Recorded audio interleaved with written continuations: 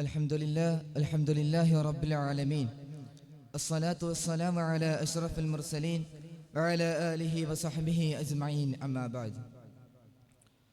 സർവാദരങ്ങളും ബഹുമാനം നിറഞ്ഞ ഗുരുശ്രേഷ്ഠർ, എൻ്റെ ശബ്ദം ശ്രവിക്കുന്ന പ്രിയ വിദ്യാർത്ഥി മിത്രങ്ങൾ, ഗസയിലെ 3 വയസ്സുകാരൻ ഒരു ഇസ്രായേൽ പട്ടാളക്കാരൻ കാണുമ്പോൾ ഒരു കല്ലെടുത്തെറിയുന്നു. നിന്നിതാര് പഠിപ്പിച്ചെന്ന് ചോദിക്കുമ്പോൾ നിഷ്കളങ്കമായ മറുപടി, ഇതെന്നെ പഠിപ്പിച്ചത് എൻ്റെ ജ്യേഷ്ഠനാണ്. ആ ഭീകരനെ പിടികൂടണമെന്ന് കരുതി അവരുടെ വീട്ടിൻമുറ്റത്ത് അവർ ചെന്നെത്തിയപ്പോൾ അവർക്ക് കാണാൻ കഴിഞ്ഞത് 3 വയസ്സുകാരൻ്റെ ജ്യേഷ്ഠനെയായ കളിമണ്ണ് കൊണ്ട് കളിക്കുന്ന 4 വയസ്സുകാരനെയാണ്. ഒരു 4 വയസ്സുകാരൻ 3 വയസ്സുകാരന് വിമോചനത്തിന്റെ പാഠങ്ങൾ പഠിപ്പിച്ചു കൊടുക്കുന്ന ഒരു ജനതയെ ലോകത്ത് കാണാൻ കഴിയും.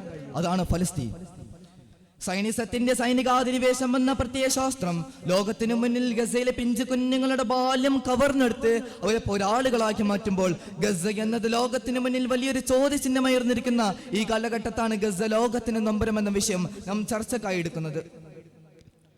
20-ാം നൂറ്റാണ്ടിന്റെ തുടക്കത്തിൽ പോളിഷ് അഭിഭാഷകനായ റാഫേൽ ലെംകിനാണ് വംശഹത്യ എന്നർത്ഥം വരുന്ന ജനോസൈഡ് എന്ന പദം വിശേഷിപ്പിക്കുന്നത്.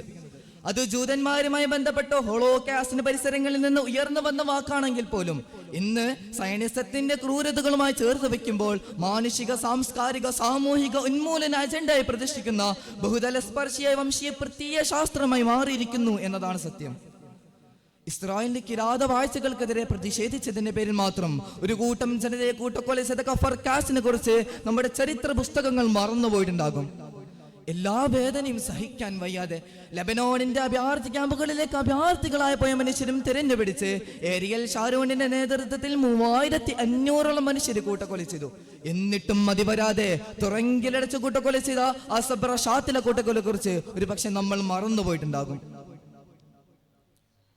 1-ാം ഇൻതിഫാദയും 2-ാം ഇൻതിഫാദയും ചെറുത്തുനിൽപ്പിന്റെ പ്രഥമ ചരിത്രഘട്ടങ്ങളായിരുന്നെങ്കിൽ കൂടിയും കോൺക്രീറ്റ് കട്ടകൾക്കിടയിൽ തന്റെ ശരീരഭാഗങ്ങളും തന്റെ ഉറ്റവരുടെയും ഉടയവരുടെയും മൃതദേഹങ്ങൾ തിരയാൻ വിധിക്കപ്പെട്ടവരാക്കി എന്നതാണ് സത്യം.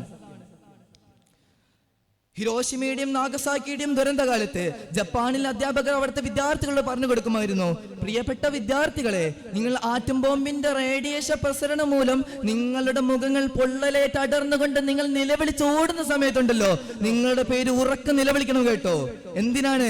നിങ്ങളുടെ മാതാപിതാക്കൾക്ക് നിങ്ങൾ തന്നെയാണ് മരണത്തിലേക്ക് ഓടി അടുക്കുന്നത് നിങ്ങളുടെ മാതാപിതാക്കൾക്ക് മനസ്സിലാവാൻ വേണ്ടിയാണത്. പിഞ്ചു കുഞ്ഞുങ്ങളുടെ രക്തത്തിന്റെ ഗന്ധമണക്കുന്ന ഗസയിലേക്കൊന്ന് നോക്കൂ. തന്റെ കുഞ്ഞ് പ്രസവിച്ചാൽ തന്റെ കുഞ്ഞിന്റെ ശരീരത്തിൽ പേരെഴുതി വെക്കുകയാണ്. എന്തിനാണ്? ഒരിക്കൽ അവരെ തിരിച്ചു കിട്ടുമെന്ന പ്രതീക്ഷയിലല്ല. കൂട്ടക്കുഴിമാടങ്ങളിലേക്ക് 100 കണക്കിന് മൃതദേഹങ്ങൾ വലിച്ചെറിയപ്പെടുന്ന കൂട്ടത്തിൽ തന്റെ കുഞ്ഞുണ്ടെങ്കിൽ അവസാനമായൊരു നോക്കെങ്കിലും കാണാനെന്ന പ്രത്യാശയോടുകൂടിയാണ്. നോക്കൂ, നമ്മുടെ കേരളത്തിലും മാധ്യമങ്ങളിലും ഇസ്രായേലിനെ ജയ് വിളിക്കുന്ന ഒരുപാട് ഹാഷ്ടാഗുകൾ വളർന്നുകൊണ്ടിരിക്കുന്നു. തൊട്ടടുത്ത അറബ് രാജ്യങ്ങൾ നമുക്ക് കാണാം.